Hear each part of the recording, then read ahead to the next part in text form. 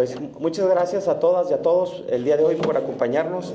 Pues un saludo fraterno en nombre de nuestro presidente Omar Contreras Borbón, con el que estuve platicando hace algunas semanas cuando vi la presentación del libro que hicieran los cantantes, después de que tuviéramos esa plática.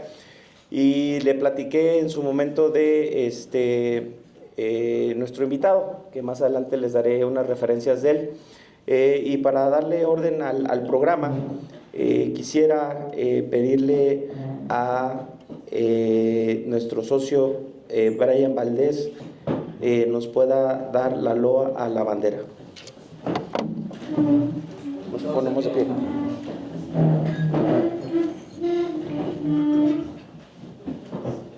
Bandera de México.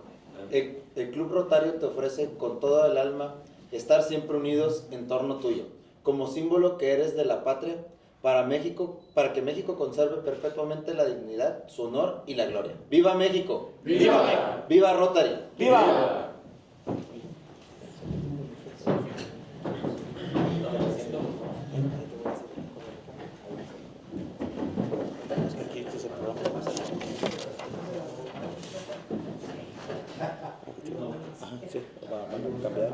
Van a cambiar la diapositiva. ¿Y quién va a dar el objetivo? Yo lo leo. Bueno.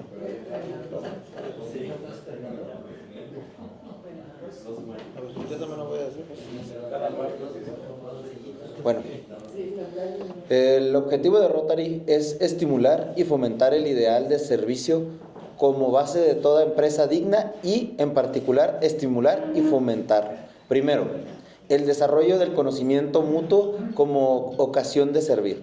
Segundo, la observancia de las elevadas normas de ética en las actividades profesionales y empresariales. El reconocimiento del valor de toda ocupación útil y dignificación de la propia en beneficio de la sociedad.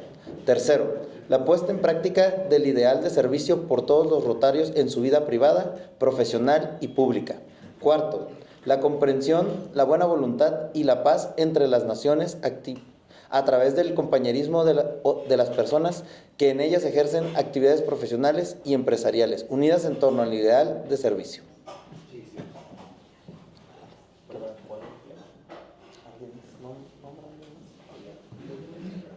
Bueno, ahora la prueba cuádruple nos honrará nuestro... No, me toca a mí la reflexión. Ah, bueno. Bueno, Cristina, ¿me ayudas? Claro.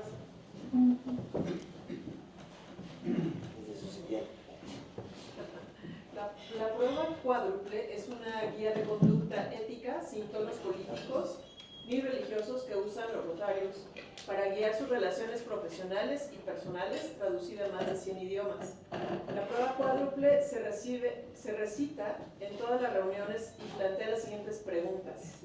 ¿De lo que pensamos, decimos o hacemos es la verdad? ¿Es equitativo para todos los interesados? ¿Creará buena voluntad y mejores amistades? ¿Beneficiará a todos los interesados? Esa es nuestra prueba cuádruple. Muy bien. Muchas gracias. A continuación, nuestra reflexión rotaria a cargo de Teo Huitrón.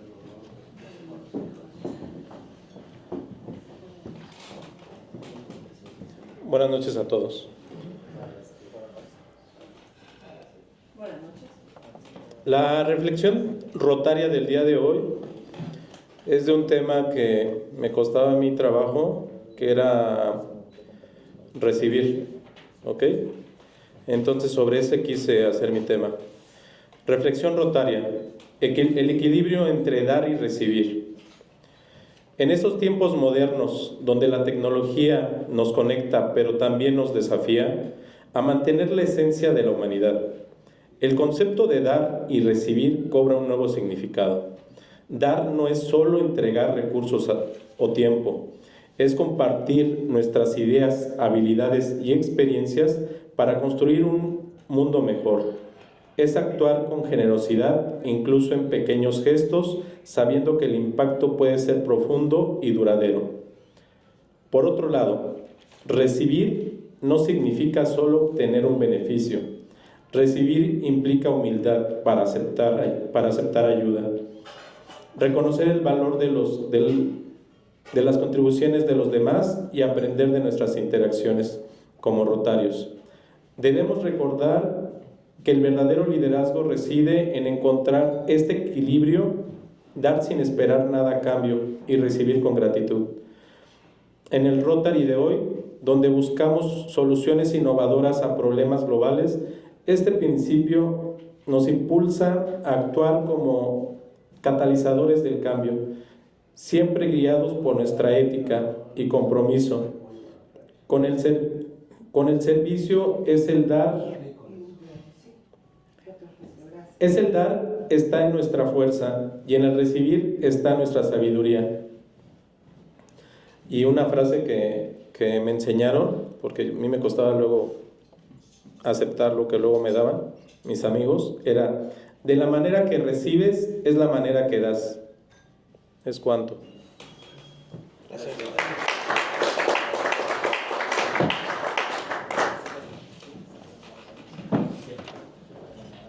A continuación llevaremos a cabo la presentación de nuestros socios invitados y comenzaremos por esta mesa aquí a cargo de nuestras compañeras damas. Buenas noches a todos, un gusto, invitados, bienvenidos. Mi nombre es Alicia Park, mi clasificación rotaria es Terapias en Biodecodificación Espiritual. Hola, yo soy Cristina Olivares y mi clasificación rotaria es Negocios para Mascotas. Octavio Acevedo Rubio, Medicina o Odontología. Teodulfo Huitrón Archundia, abogado. Y mi invitado, Enrique Vasconcelos, ya saben, su profesión. Abogado. Bienvenido.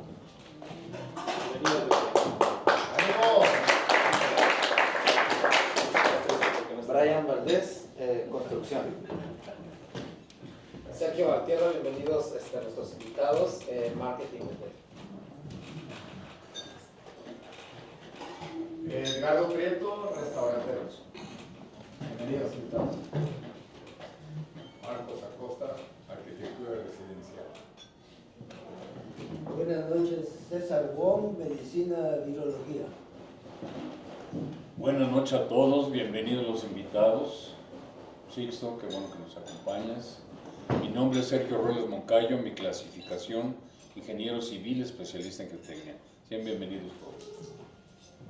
Amigos, buenas noches. Yo soy Mario Rosado, mi clasificación es Gerencia y Construcción. Buenas noches. Buenas noches a todos, Cristina Narváez, mi clasificación es farmacéutica y hoy me acompaña mi hija Ana Cristina Narváez.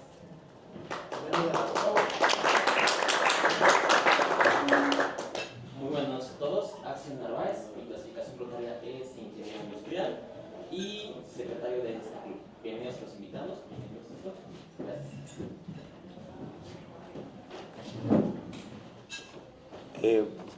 Buenas noches, Rafael Salgado, sindicalista, y mi clasificación sobre todo previsión social en el tema de la vivienda para las y los trabajadores en México. Y mis invitados Manuel Barrera y el doctor Sixto Moya.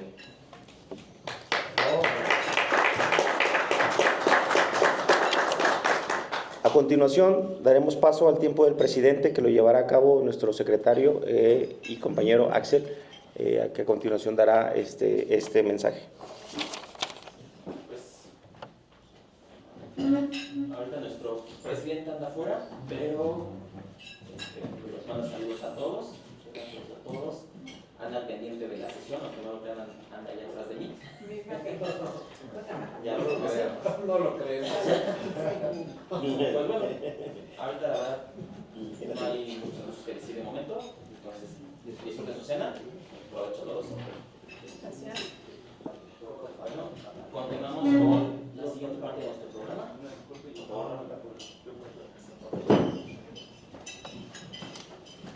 Claro que sí. A mí me toca presentar el día de hoy la semblanza del doctor Sixto Moya Herrera, quien es especialista en pragmalingüística, formado en la Escuela Cubana de Lingüística, vinculada a la Academia de Ciencias de Cuba, y en la elaboración de discursos políticos. con más de 50 años de experiencia en asesoría y en trabajo docente y de investigación en Cuba y México. Es uno de los agentes políticos de mayor experiencia en la producción y evaluación del discurso y en el diseño de su eficacia, y en ello el rol del silencio, en tanto categoría esencial para descifrar los liderazgos políticos. Periodista y docente de larga trayectoria en la formación de cuadros políticos. En tiempos de innumerables propuestas ha diseñado metodológicas experimentales, la primera cátedra de pensamiento exponencial para la formación de docentes y la investigación educativa, dirigida a implementar nuevos códigos de comunicación en espacios digitales, en un contexto donde priman la exclusión y el rezago educativo, y fundó el primer laboratorio de inteligencia exponencial en la educación en la República Dominicana. Es miembro de la Academia Mexicana de Educación, donde abordó los patrones de comportamiento o procesos ideológicos en los sistemas educativos, los que acentúan en las prácticas digitales en expansión continua al interior del proceso de enseñanza-aprendizaje. Más allá de los esquemas reformistas y modelos que pretenden administrar contenidos que simulan nuevos procesos de transmisión de conocimiento, sus propuestas buscan revolucionar el sistema educativo mediante nuevas prácticas digitales disruptivas, impulsoras del potencial humano, y construir desde escalas dialógicas expansivas una escuela de sostenido rango humanista, independiente de la evolución de las herramientas digitales, de los nuevos avances en las neurociencias y del avisoramiento de impredecibles zonas de conocimiento. Conferencista internacional de amplio rango en la tesitura polímata. Su libro Juana Inés de Asbaje y Ramírez, Pasión Disruptiva, es una muestra del método de apropiación de la realidad en su más avanzada conceptualización. Es una construcción sistemática, según Mario Bunge, donde emergen las circunstancias de Ortega y Gasset que aportan profundidad y nivel de identidad a los personajes históricos y a las búsquedas actuales en el universo de perfeccionamiento de la relación del pensamiento exponencial digital con el sujeto que lo socializa. Él es Sixto Moya y además amigo. Bienvenido.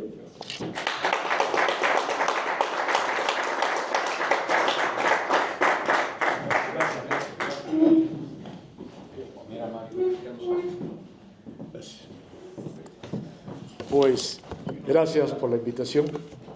Para mí es un honor compartir con ustedes esta sesión.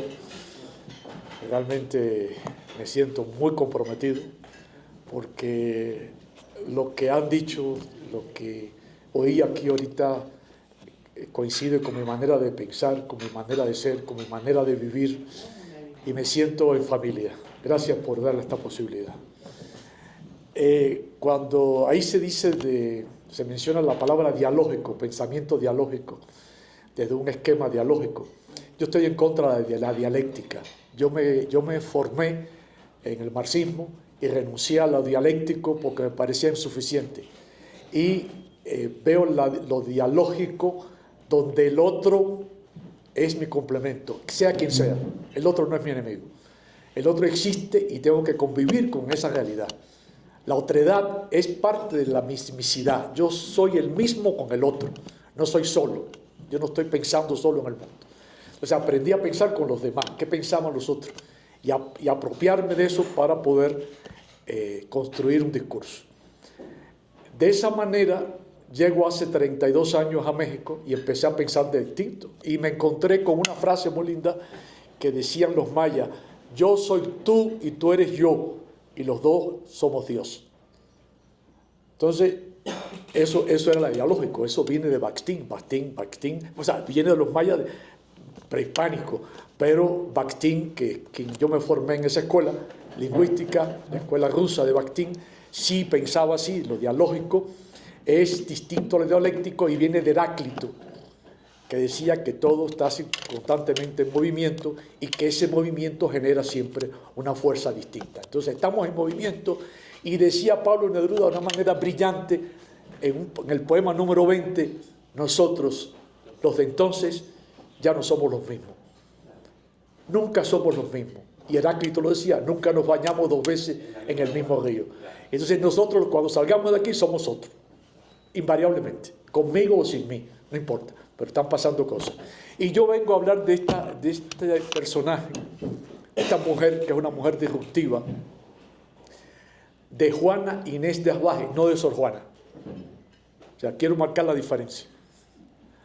La Sor Juana que todos conocemos, Sor Juana Inés de la Cruz, la monja, es un mito, una leyenda bien construida y sustentada. Y Octavio Paz, en Las trampas de la fe, y todos los que hablaron de ella, todos los lingüistas a nivel internacional, Georgina Sabat de River, o sea, hay una enorme cantidad de gente, tesis todas hablando de Primero Sueño, de Hombres Necios, de toda los poemas que le hizo a la virreina, etcétera, etcétera. Entonces ahí se ha construido un personaje víctima de las circunstancias. Y yo, que soy orteguiano, que Ortega y Gasset dice, yo soy yo y mis circunstancias. Y si no salvo a mis circunstancias, no me salvo yo. Porque todo el mundo sabe la primera parte de lo que dice Ortega, ¿no? Ortega dice, yo soy yo y mis circunstancias, ahí nos quedamos todos. Pero después la segunda parte es la que explica, o sea, y si no salvo a mis circunstancias, no me salvo yo. Y Sor Juana salvó sus circunstancias. Ella no, Ortega no tenía nada que ver con ella, otro siglo. Ella se pasó 2 siglos dormida, dos siglos aislada del mundo. Ella aparece en el siglo XVII, siglo XVIII, siglo XIX, no existe Sor Juana, y en el siglo XX la rescatan a la poeta y se convierte en el gran mito de la literatura hispanoamericana, o sea, la mujer más brillante del siglo de oro de la literatura, y bien ganado el título. Es una gran poeta y hay que leer su poesía. Pero antes de ser una gran poeta, era una gran mujer. Una mujer que llegó joven, con 8 años, a México, a esta ciudad, que ya era grande en ese momento, en el siglo XVII, era una enorme ciudad, con 18,000 hispanos, con 18,000 cachupines, 15,000 y 18,000 indígenas, dando vueltas por toda la ciudad. Una ciudad con un comercio enorme, con grandes palacios, con grandes construcciones, con ese palacio ahí que está. Y ya estaba, yo aquí después lo vamos a ver, presenté el libro en la ex capilla de la Virreina, donde Sor Juana llegaba a rezar. O sea, que Sor Juana no Juana Inés. Pues, quiero que quede claro, estoy hablando de Juana Inés. Y entonces, en Juana Inés no dice todo lo que pensamos que podía haber dicho. No sabemos si nació en el 48 o en el 51, no lo sabemos. Unos dicen una fecha, otros dicen otra. No está claro. Yo pienso que es en el 48, porque si no es en el 48, no me dan los años después para cuando ella llega a Palacio. O sea, tengo que pensar que nació en el 48. Y hay datos, hay oficial, inclusive en la parte, en el registro que se hace histórico de ella, se dice que nació en el 48.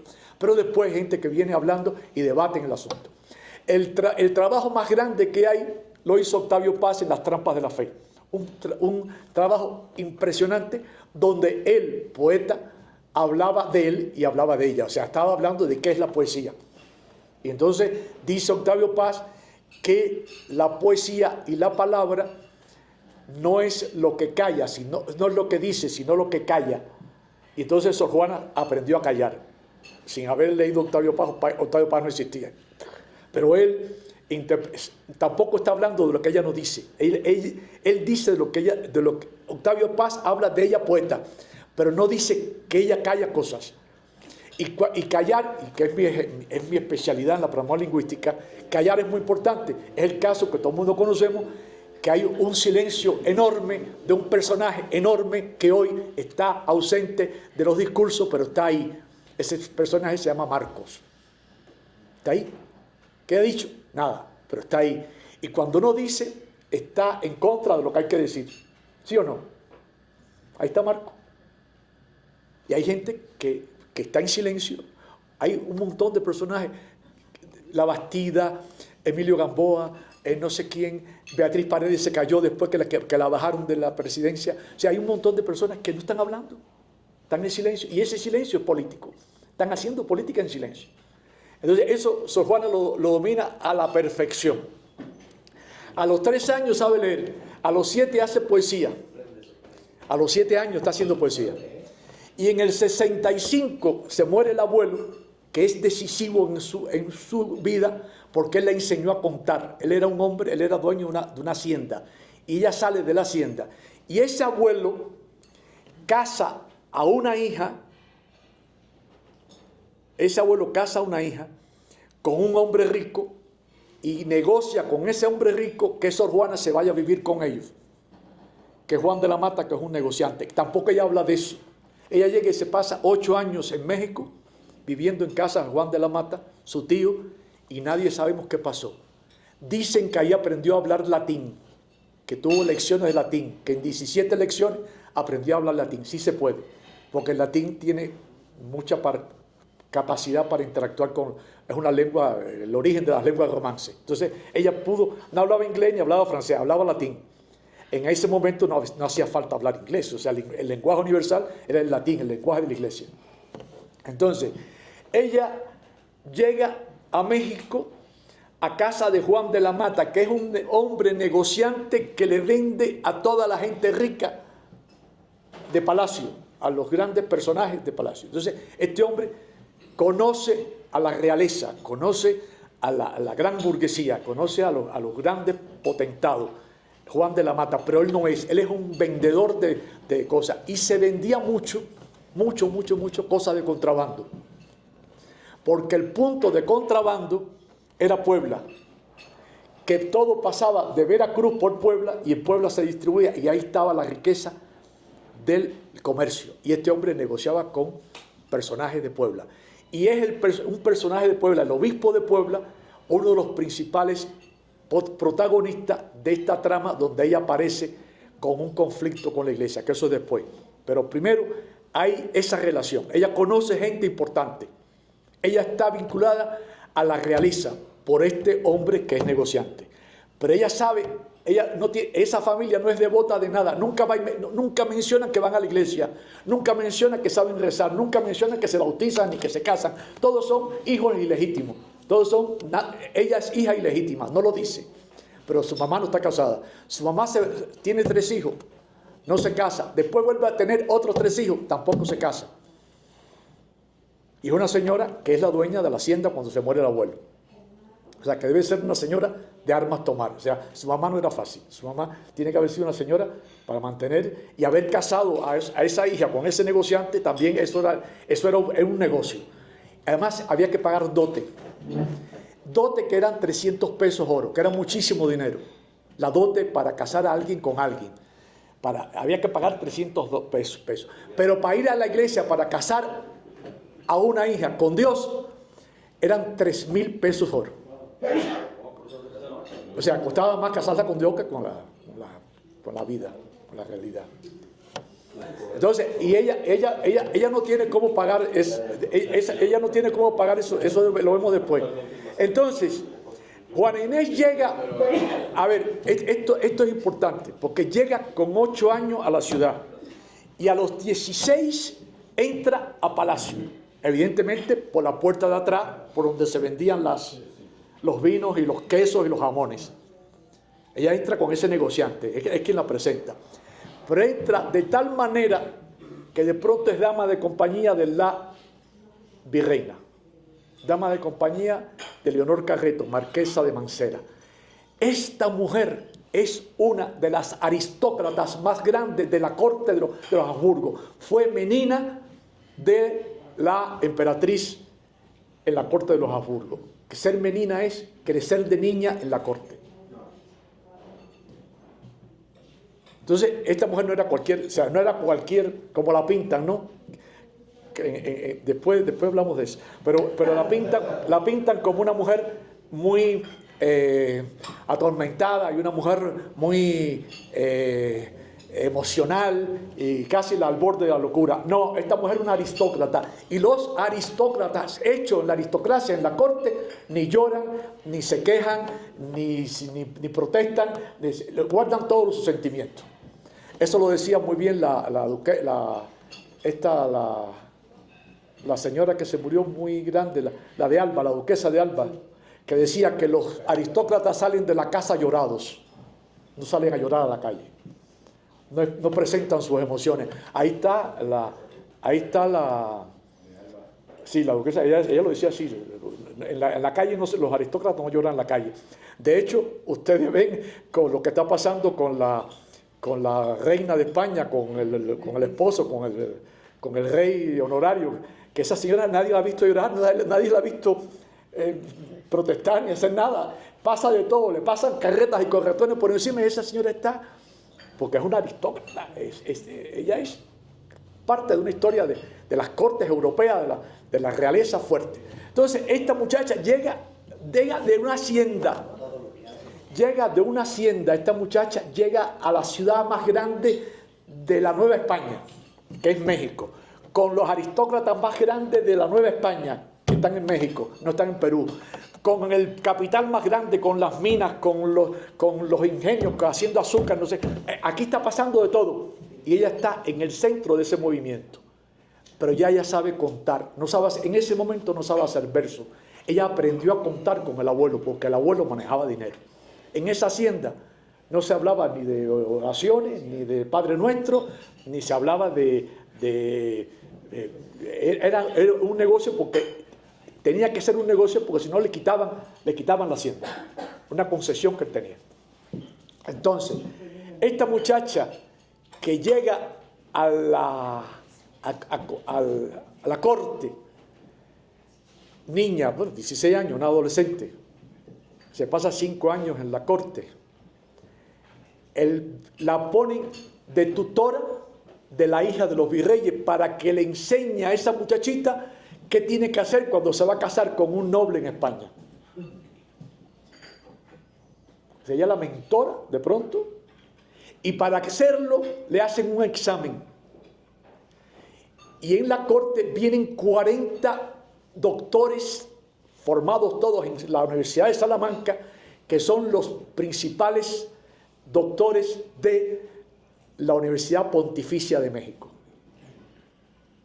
Los principales, los que tienen el control de toda la teología, de toda la filosofía de la iglesia, los que saben quiénes son los franciscanos, los jesuitas, quiénes son todos. Ahí están, esos doctores se sientan y la examinan, le preguntan y ella le responde a todo y dice el virrey que ella parecía un acorazado y los demás eran chalupitas que venían a preguntarle cosas y ella los bombardeaba.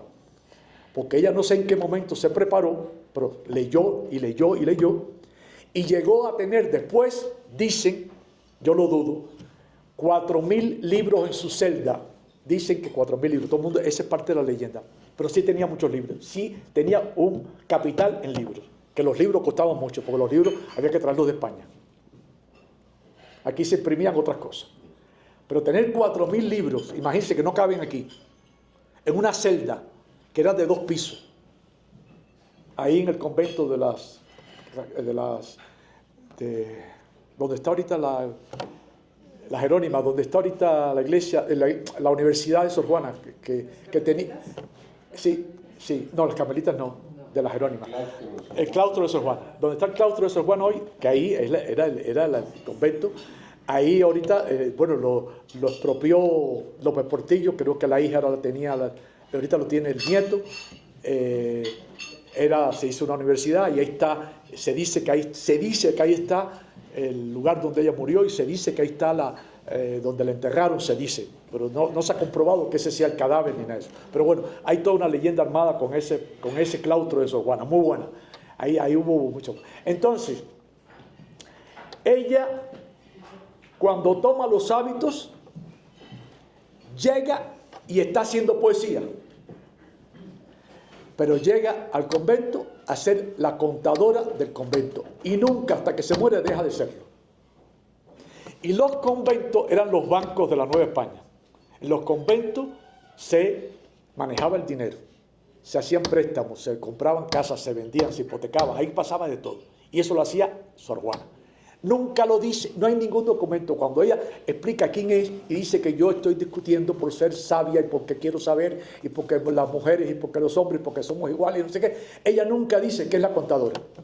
Eso lo sabemos después. Nunca dice que entró pobre y salió rica. Nunca lo dice. Entró al convento sin nada. Tuvo que darle un personaje, tuvo que darle, prestarle el dinero, se lo prestó, que este personaje era el secretario de Gobernación, que era el hombre más poderoso, el más poderoso de todo el virreinato. ¿Por qué el más poderoso? Porque este hombre es el que vendía las posiciones. Este hombre es parte de toda la trama, le presta el dinero a ella y Pedro Velázquez de la Cadena. Este hombre está con varios virreyes. Es el principal, ¿cómo diríamos? El coyote, no puede ser un coyote, no sé el nombre darle, pero... Gestor. El gestor. Su nobleza o nobleza obliga. Sí, el gestor. Entonces, este gestor era el que vendía todos los puestos y el que manejaba todo el dinero. Y este gestor tenía un convento. Su mamá tenía un convento. Pero ese convento no fue Sor Juana a ese convento. Lo mandó a la Jerónima, que era donde estaba el dinero. Ella primero llega a los carmelitas descalzos, pero ahí no había dinero, ahí estaban las monjas pobres. Entonces ella se va. Dicen que le dio un ataque de angustia, dicen que le dio un ataque que ella sabe que ese no era su lugar. Entonces ella llega a las Jerónimas y no le da ningún ataque. Está en su mero mole. Está a la Susancha, y de verdad, y no lo hace, no lo digo por devaluarla. Estoy rescatando que es un personaje del Estado, un personaje que es capaz de poner en sintonía lo que pasa en la corte con lo que pasa en la iglesia, que eran dos poderes confrontados. ¿Por qué? Porque la iglesia está apropiándose de todo, al punto que a los jesuitas los expulsan al otro siglo. Porque era tanto el poder que habían acumulado que hay que sacarlos de la jugada. Y se fueron de la Nueva España. Porque tenían más dinero que la iglesia. Entonces la iglesia tenía más dinero que el rey. Y los Habsburgo estaban en crisis. Los Habsburgo en ese momento están pagando la guerra de los 30 años con Francia. Y todo el dinero que pasaba para España seguía para Francia. Y detrás ¿quiénes estaban en Francia? Los hombres más ricos de Europa. ¿Quiénes? La iglesia. Richelieu y Nazarino. Es el hombre más rico de la Europa. Richelieu. Antes, la guerra de los 30 años, antes de ella. Ella lo sabe.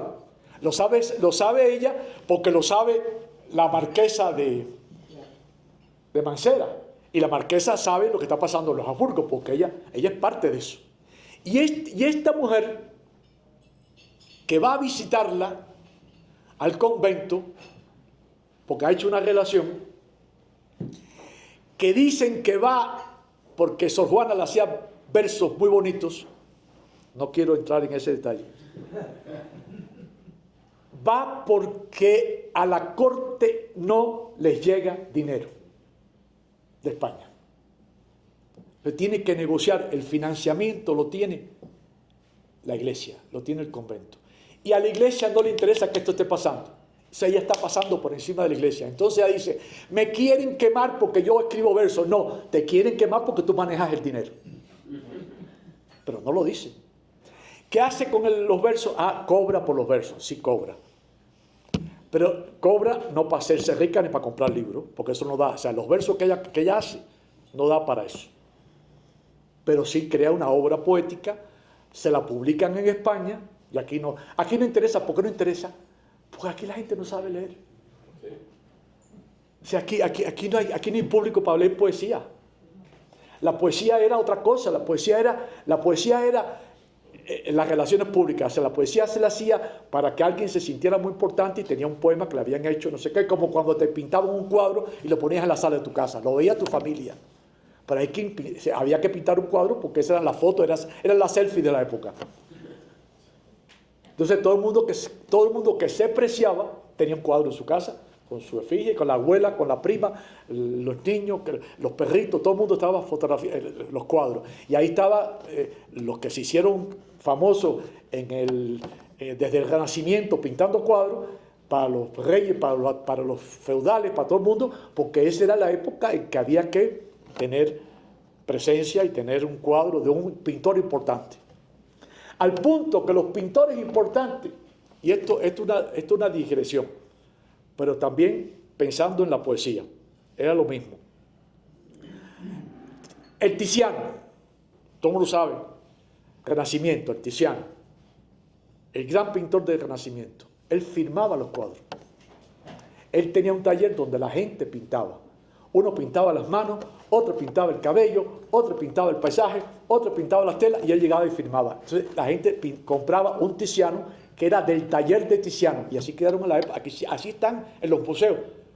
Pero eran los talleres, por eso era el maestro y por eso eran los oficios y por eso eran los sectores, ¿no? ¿Cómo le llamaban? Las cofradías, ¿no? Tenían otro nombre.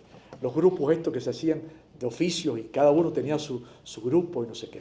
Y entonces, para tú poder trascender, tenías que pertenecer a algún grupo. Sor Juana sí pertenece a un grupo. Juana Inés no. Juana Inés llega de la nada y se impone. Y llega un momento que le pasa por encima a todos los poetas y a toda la gente que está al lado en la corte. A todos. ¿Por qué? Porque era una mujer con una capacidad de tomar decisiones. Lo aprendió. Eso no se aprende haciendo poesía, se aprende contando dinero. Perdón. ¿Por qué? Porque es una acción material, una acción concreta. Yo no sé, yo no aprendí, yo no lo aprendí, yo me doy cuenta, yo he sido disruptivo. Yo a los 17 años estaba en la Academia de Ciencias de Cuba y cuando me fui de ahí de la academia me fui con una mano adelante y otra atrás. Yo no sabía qué significaba estar en la Academia de Ciencias porque no tenía sentido para mí como negocio. Estaba aprendiendo cosas. Salí de Cuba con 32 posgrados, con un doctorado, pero eso no me sirvió de nada para cuando llegué aquí, porque yo llegué aquí sin nada. Llegué con $7. Porque nunca aprendí a contar, porque yo vivía en una sociedad donde no se contaba el dinero. Estudiaba sin tener que ver con... Ella no. Yo que estoy viendo cómo se construye ese personaje, que la tengo bien reseñada, la veo metida en su celda, con mucho dinero guardado, y que la iglesia no sabía que ella lo tenía. Y hay un personaje que es el arzobispo de México, que es Aguilar y Seijas, que dicen que es un misógino y que dice que estaba detrás de ella y que quería acabar y que la Inquisición acabara con ella y quería juzgarla y quemarla. No. Aguilar y Seijas, arzobispo de México, es un hombre formado en la más absoluta humildad y miserable, no, ¿cómo sería? Esa cosa franciscana, como dicen aquí. Sí, franciscano. Era un hombre ese hombre, cuando se muere, las chanclas, las zapatillas, hay que quitárselas de los pies, arrancárselas porque estaban pegadas a los pies.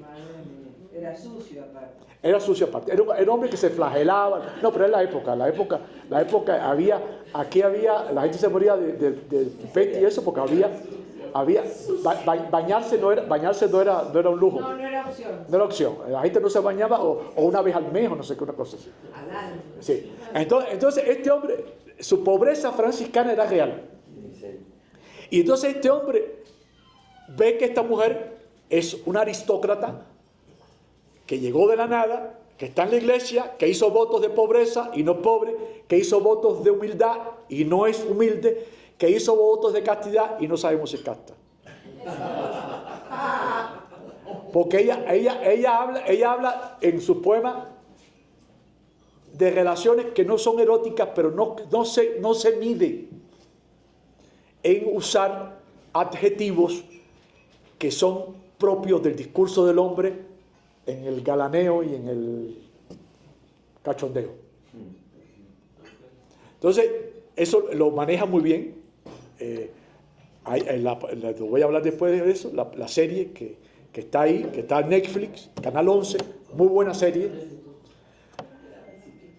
muy buena serie, hay que verla, pero habla de eso, de esta mujer que está padeciendo, que está sufriendo, que está víctima de la iglesia. Y entonces la corte, el lujo, la iglesia, el lujo, la riqueza, el barroco, la teatralidad. El barroco está viviendo una época teatral donde la gente monta un personaje. Todos son personajes. De hecho, el Luis XIV y Luis XIII y todas las cortes francesas son teatrales y son grandes desplegados, y ahí está Molière y no sé qué, y se hacen grandes obras, y aquí pasa eso también. El barroco es el exceso. Santa Prisca, las grandes construcciones, los grandes atrios y no sé qué. Está la capilla del Rosario en Puebla. La capilla del Rosario con un exceso. O sea, ¿qué hacía ese exceso en Puebla, en ese lugar? Pero había mucho dinero en Puebla. No era el sitio principal de la Iglesia Católica, era México.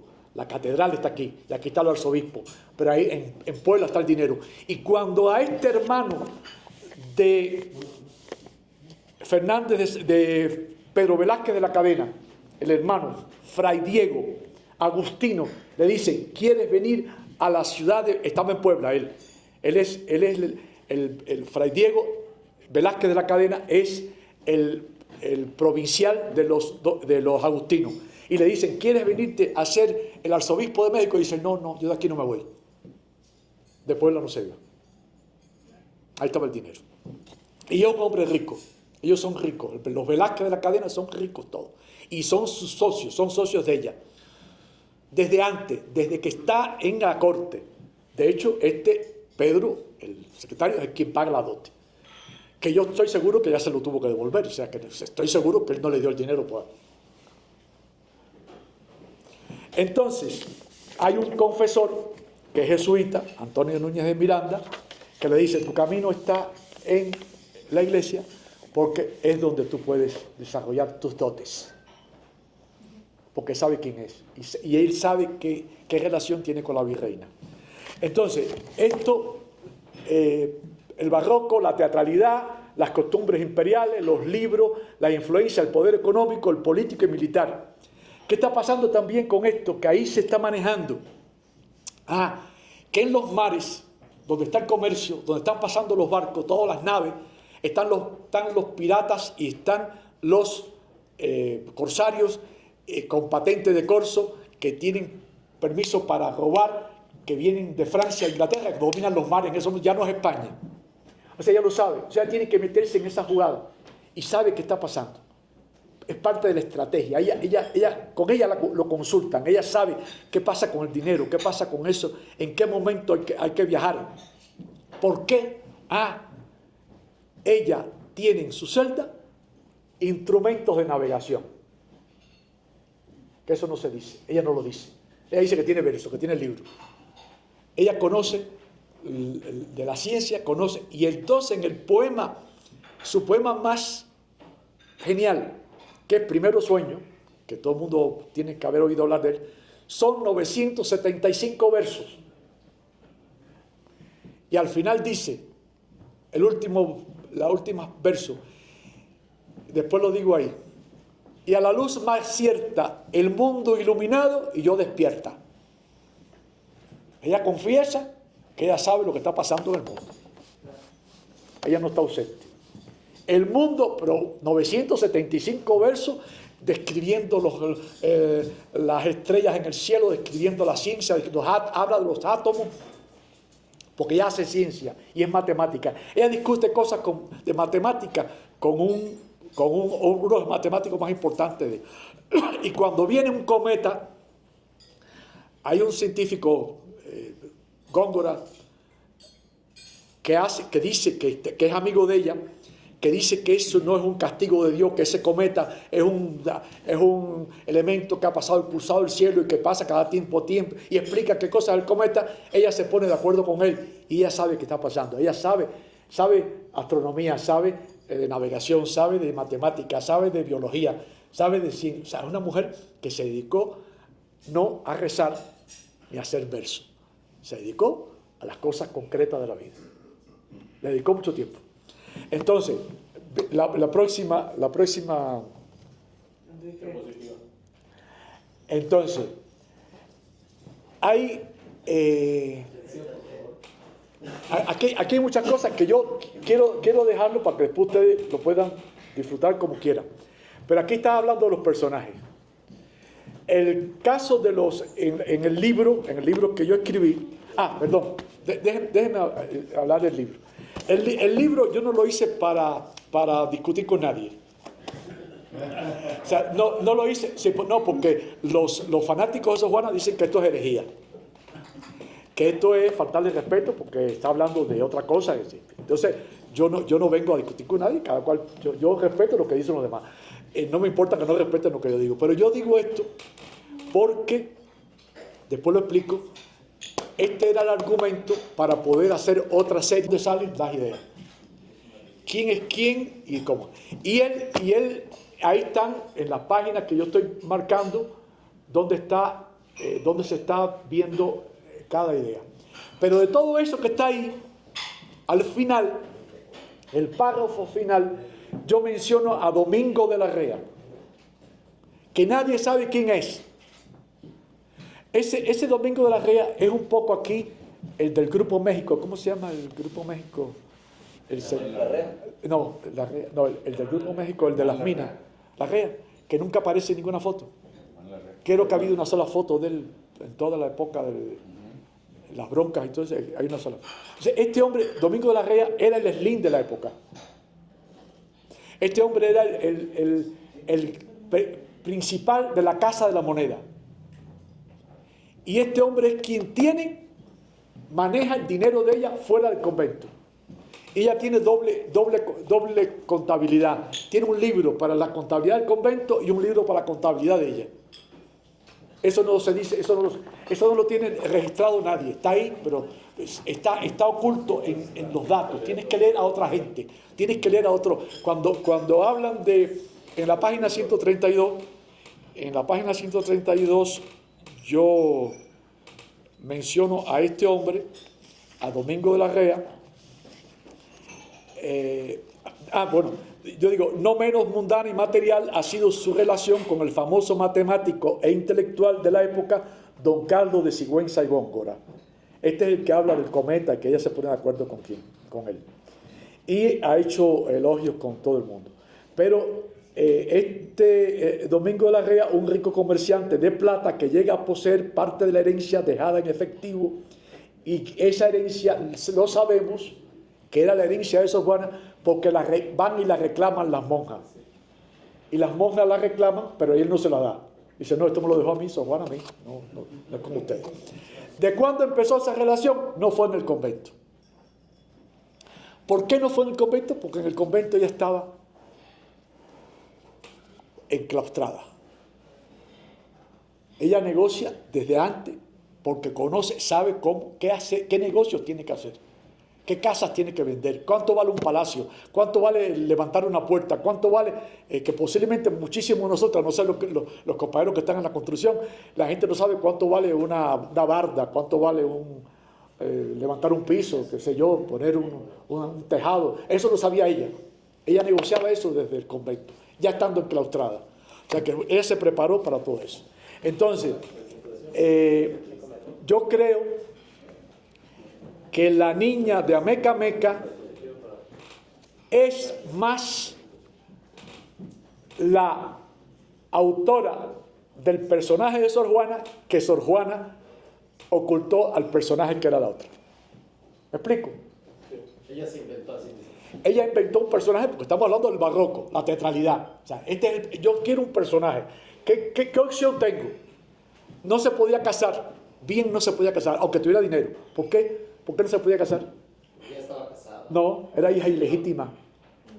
Entonces era un inconveniente llegar al altar a casarse por la iglesia siendo hija legítima. No tenía ese apellido. Entonces ella nunca lo dice. Incluso ella dice que es hija legítima. Entonces, yo creo que esa niña con cara de buena que está ahí no era malvada, era inteligente y lo sabía. y lo sabía. Ella estaba consciente de quién era ella. Tan consciente de que ella llega y no duda en ponerse frente a 40 eruditos de la pontificia de la Ciudad de México, de la gran universidad, que era la única, la gran universidad pontificia de México. Y gente venía de Salamanca, que era donde se concebía el conocimiento. O sea, venir de Salamanca era venir oleado y sacramentado. Venían ya establecidos como gente de fe y gente poderosa. Entonces, yo creo que viene la parte que estoy buscando. Esa es la ex capilla de la Reina. Ahí estoy presentando el libro. Mi nieta está ahí, que tiene que ver con eso, porque ella decía que yo se le dediqué el libro a ella, pero ella decía que ella regalaba el libro, lo firmaba ella, y dice, este es el libro que hizo mi abuelo y me lo dedicó a mí. Y así ella empezó a firmarlo y a dárselo a las amigas y a dárselo a las mamás de las amigas de ella. Entonces, este lugar que ya tiene que haber desaparecido, porque eso es en Palacio Nacional. Ahí era la capilla. Y ahí ella no figura, no lo menciona, o sea, no tiene que ver, o sea, en su hoja de ruta, a la hora de ella de darse, de ella de explicar, de explayarse, de justificar quién es, nunca menciona eso. O sea, no dice ese lugar existe. O sea, ella nunca pisó ese lugar. O si lo hizo, no lo dice. Tiene que haber ido, pero no lo dice.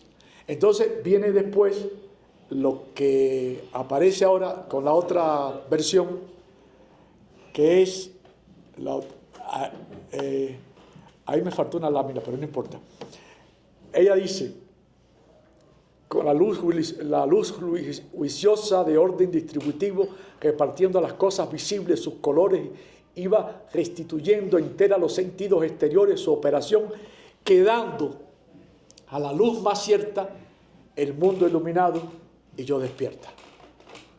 Sabía que estaba pasando, estaba consciente de siempre y lo revela, pero en clave, lo dice en medio de lo que calla, en medio de todo digamos, el desconocimiento que ella produce. Tan es así que termina el siglo XVII y nadie habla de Sor Juana. Y pasa el siglo XVIII y nadie habla de Sor Juana. Y pasa el siglo XIX y nadie habla de Sor Juana. Hasta que en el siglo XX, creo que Amado Nervo descubre que se está diciendo de ella en Estados Unidos algunas cosas, y entonces la trae y empieza Octavio Paz, y empieza Antonio Latorre, y empieza la UNAM, y empiezan los grandes lingüistas a decir que hay una mujer que es el ave fénix, que es la grande de la habla hispana, que es la mujer más importante del barroco hispano, y que aquí tenemos una gran poeta, y ahí termina todo. Entonces, yo me parece que sí es una mujer disruptiva, que sí se tomó en serio el saber, el poder influir en las decisiones de los grupos de poder infiltrarse, de poder, no todo el mundo pueda. No sé si alguien le puede tocar, no sé si una muchacha que venga ahora de Guerrero, o de Chiapas, o de qué sé yo, de Michoacán, de Lázaro Cárdenas, le toca a Slim y le diga, vengo a ayudarte a arreglar tus cuentas. ¿Y que Slim le deje entrar? No creo. No creo. Por mucha entonces, que llegue esta muchacha a la corte y al otro día porque pasan meses, no pasa eso, ella llega y se impone. ¿Qué habrá hecho para impactar a los virreyes? Aristócratas hechos en los mejores momentos de la corte de los Habsburgo, no en la decadencia. Se hicieron y este hombre, inclusive el marqués de Mancera, cuando regresa de virrey y regresa a la corte, regresa con un gran cargo en la corte. Entonces yo nada más que dejo abierto esto y sí voy a hacer la serie. Estoy en eso y espero que ustedes se sientan parte de este proyecto, de este rescate, de esta construcción, que creo que es tiempo de mujeres. Sí siento que hay que rescatar todo lo que ha pasado aquí. Hay otras también que rescatar, hay otros personajes que están en la historia, que muchas veces la historia las desdibuja para verlas como compañía, como parte de algo que estaban ahí. Pues es un poco la historia de la mujer en Sí. la historia, Sí. o sea, porque nos han desdibujado en todo. Invisibilizado, así es. Entonces, no, son bonitas, no sé qué, pero inteligentes no. Entonces ella dijo, yo soy inteligente. Eso ella rescata eso y no es víctima. Cuando me dijeron en Netflix, ¿a quién te parece? ¿Quién te parece? Digo, a la de House of Cards, que no llora, que nunca llora, aguanta ahí como una heroína. Que es un personaje. Yo dije, ¿y a quién más? A Margaret Thatcher. ¿Y a quién más? A Angela Merkel. Son mujeres que yo no me imagino a Angela Merkel llorando, ni víctima de nadie. Ahorita se está riendo de Trump. Ahorita está en su biografía, ridiculiza a Trump, que Trump cuando no le dio la mano, ella no sé. O sea, sí, yo creo que el tema de la mujer no es que es esa cosa de que es débil y que es el sexo débil, eso es una manera de que... Y que entonces la quieren acostar de todas maneras, o sea, la quieren ver acostada con alguien. Entonces, eso es también ofensivo, eso es maltratar el tema. O sea, tú no llegas porque te acostaste, llegas porque sabes, llegas porque te impones, llegas porque tienes capacidad para estar ahí en el lugar que estás. Entonces, yo no soy feminista, pero soy una mujer que me enseñó a mí a ver la vida de otra manera, y esa mujer yo la respeto, que mi mamá, que se llama Cristina también, que se llamaba, pero hizo cosas que a mi papá le tiró una silla por la cabeza y dijo, el día que tú tocas a un hijo mío te mato, delante de todo el mundo. Y entonces... Y cuando se viró dijo, y de su papá nada más que puedo hablar mal yo, ustedes no pueden hablar mal de él. Y entonces quedó claro para todo el mundo, o sea, nosotros calladitos todo el mundo nos veíamos más bonitos. Mi mamá era una mujer que se hizo valer inclusive, y esto es íntimo, y perdónenme que termino con esto. Mi mamá me dice, yo no estaba enamorada de tu papá. Me dijo a mí, yo me fui de mi casa muy temprano, pero me fui con toda la información. Y me dice, yo no estaba enamorada, pero yo quería para ustedes, mis hijos, que fueran hijos de un semental, de un tipo que tuviera mucha fuerza, que tuviera... Entonces ella buscó, ella era la reina de belleza del pueblo. Mi mamá era reina de belleza. Y venían a gente a pedirle, no sé qué, y se empató con el tipo que ella creyó que era el semental que necesitaba para tener 3 hijos. Digo, y 3 hijos con 1, no con 2, y con 3, ni con 4, con 1, para que tengan ustedes siempre. Y somos 3, y las 3 ahí crecimos bien. Entonces, ¿qué quiero decir esto? Crecí con la fuerza de una mujer que sabía quién era. Tenía conciencia de lo que valía ella. Ella no era la mujer de... Y entonces ella nos crió con esa fuerza y nos dijo, mejores que ustedes, nadie. Igual sí, pero mejores no. Y yo crecí con eso. Y entonces, disculpen, me identifico con lo que ustedes dicen, me identifico con ustedes. Estoy encantado de estar aquí y gracias por escucharme. Pregunta. Estoy dispuesto a entrarle a lo que me pregunten. No tengo ningún temor en preguntas. Que no están de acuerdo, lo que sea.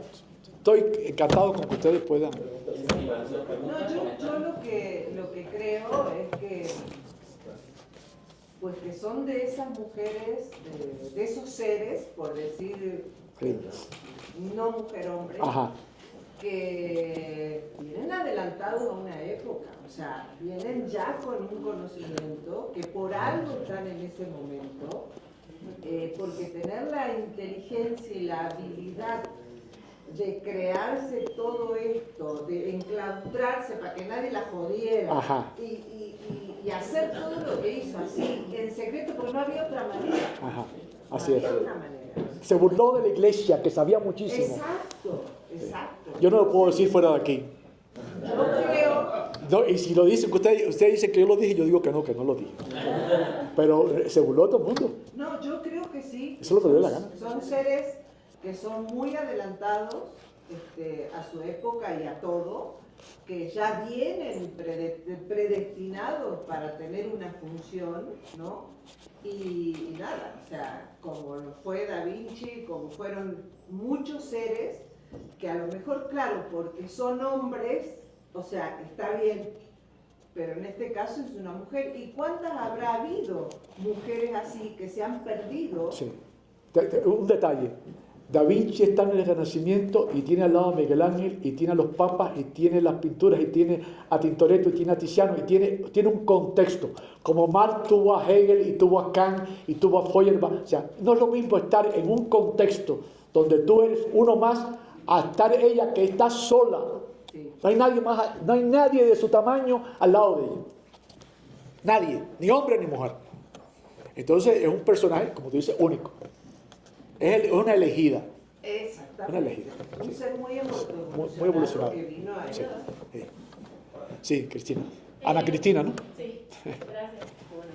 Bueno, antes que nada, la verdad es que es otra perspectiva completamente distinta de lo que culturalmente se aprende, digamos, en la escuela.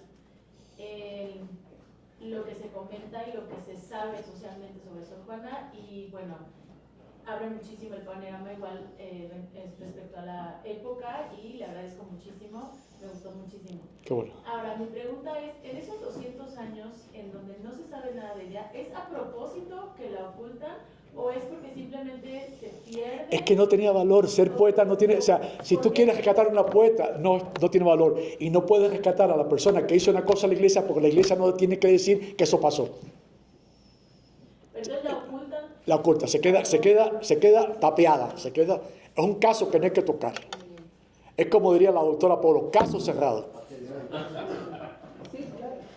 No hay que tocarlo, mejor no se habla de eso, porque inclusive en algún momento creo que Altamirano dijo que eran versos que no servían para nada, porque eran versos exóticos, versos aristócratas. O sea, la devaluó porque eran versos que realmente eran cortesanos.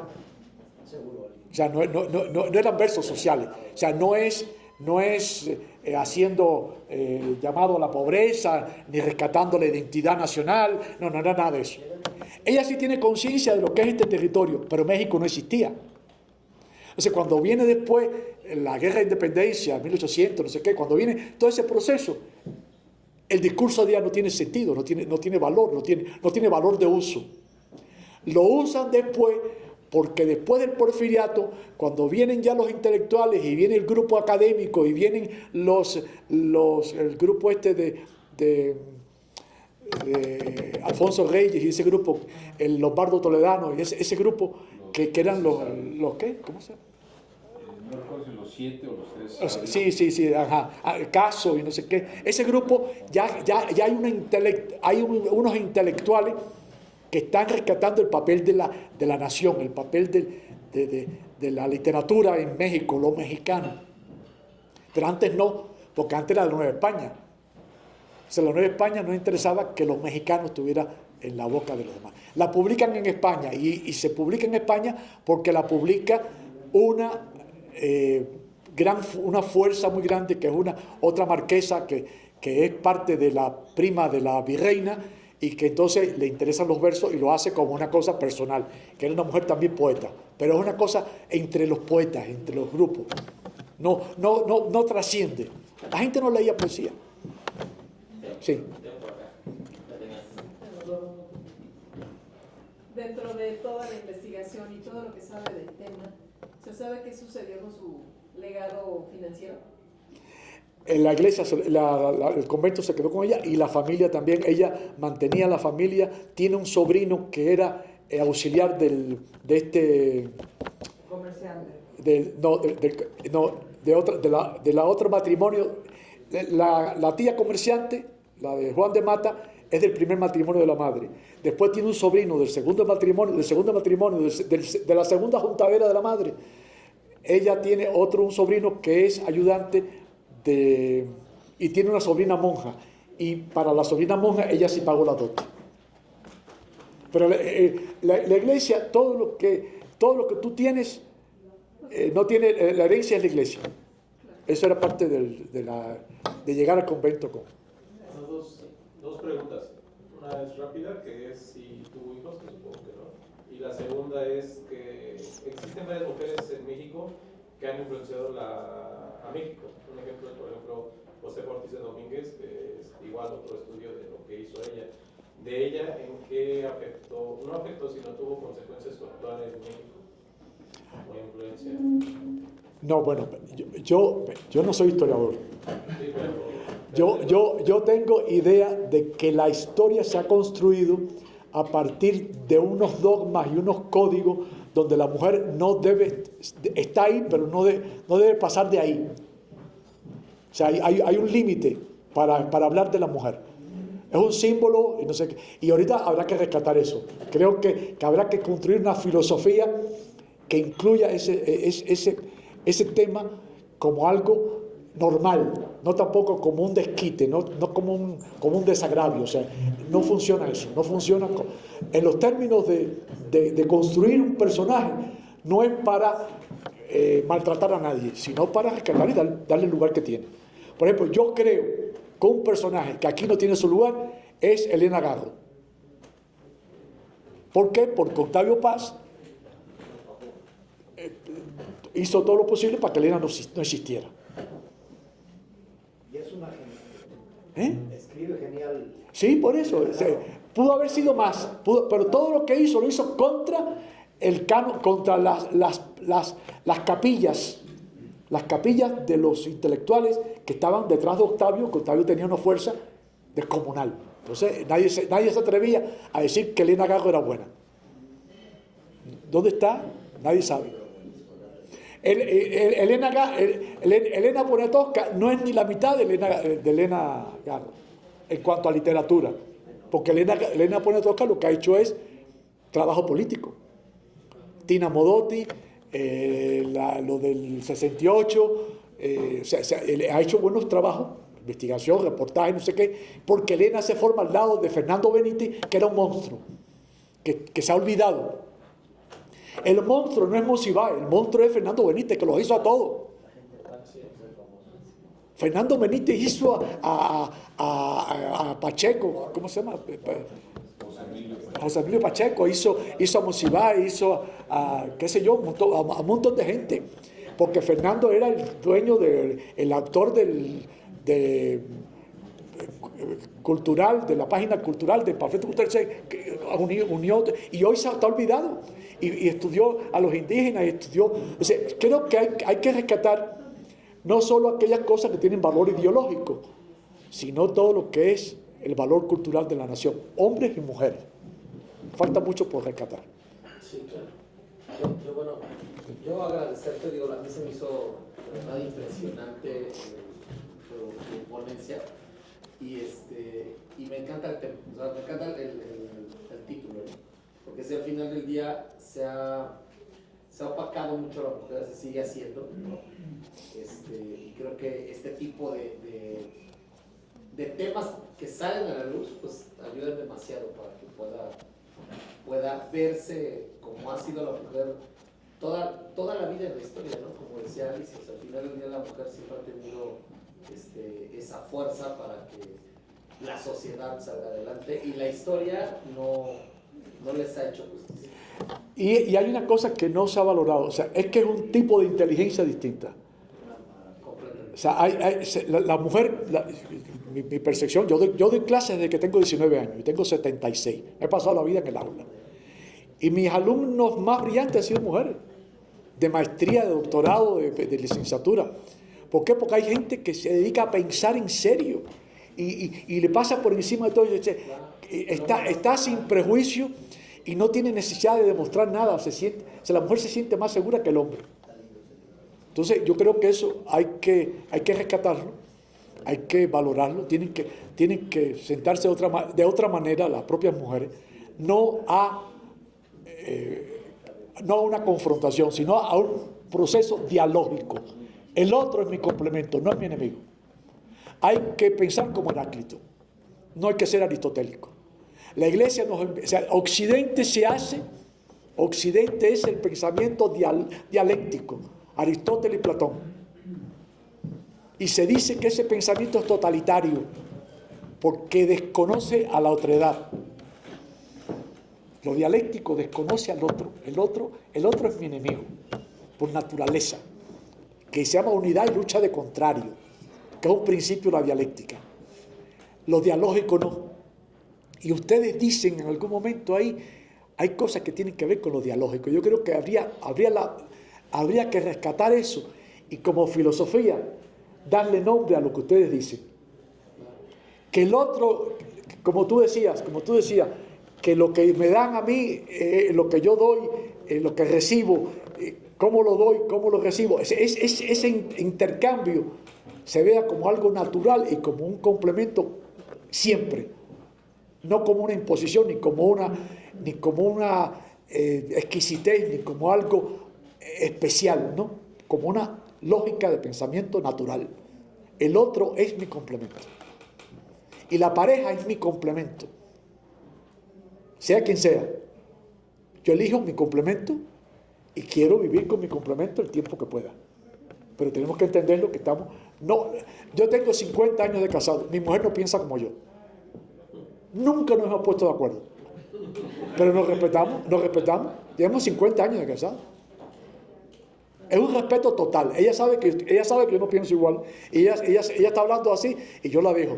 Y después me dice, pregúntale a él, y yo hago mi propia versión.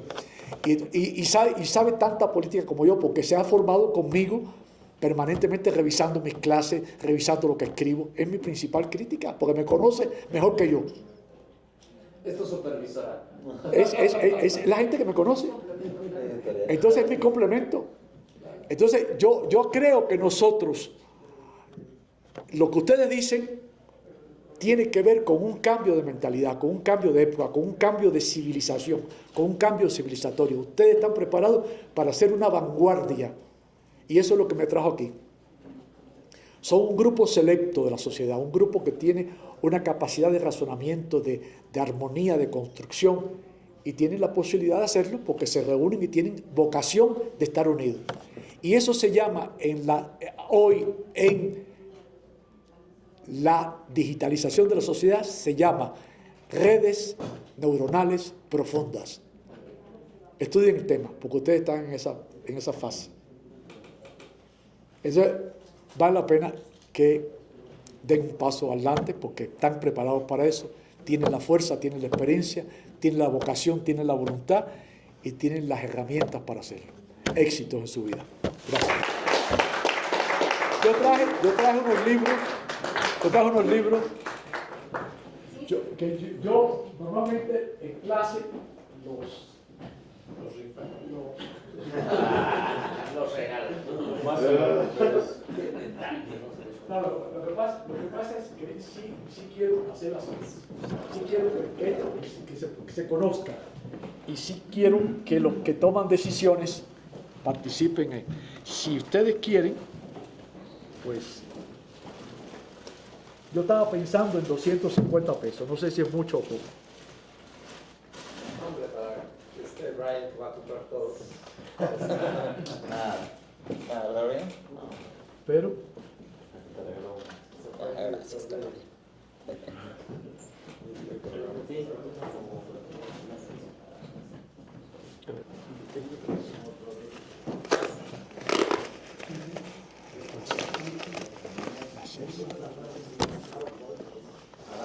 Y me gustaría firmarlo, si ustedes me dejan. Aquí dejo los demás. No sé si. Sí, claro que sí. Okay. Ahorita te queremos entregar, Sixto, de parte de todos aquí en el Club Rotario, un reconocimiento, por favor. Gracias. Compañero, ¿vas a favor de leerlo? Estimado Sixto, qué muy interesante la plática. Hay datos que yo en lo personal no tenía contemplados de la vida. Y muy, muy interesante. Muchas gracias, muy explicativo. La verdad es que obviamente tienes el tema muy dominado. No mames, señor. Y gracias por venir a compartir esto con nosotros. Muchas gracias. Gracias a ustedes, gracias. Te voy a leer parte del reconocimiento. El Club Rotario Frank David Anáhuac Tacubaya otorga el presente reconocimiento a ti, Sixto Moya Herrera, por tu participación como orador huésped en el día de hoy, 26 de noviembre del 2024, con el tema de la mujer disruptiva. Y apreciamos profundamente tu valioso tiempo y las ideas inspiradoras para juntos compartir la magia de Rotary. Este reconocimiento pues está firmado por nuestro presidente, que ahorita está a cargo de una comisión fuera de la Ciudad de México, Omar Contreras Borbón, Axel Narváez, que es el secretario. Así es. Y un servidor. Gracias. Muchas gracias. Gracias. Me lo llevo como un gran reconocimiento y me comprometo a promover estas ideas porque creo que estamos en la misma tesitura. Así es. Y también te queremos entregar esta medalla conmemorativa de nuestro club. Por un lado está el logo de nuestro club, Anáhuac Tacubaya, y por el otro es el lema de Rotary, de la magia de Rotary. Gracias. Vamos a pasar aquí enfrente para una foto. Aquí con nuestro. O con el grupo también, ¿no? Sí, ahorita pasamos a la sala. Ahorita al final pasamos a la sala.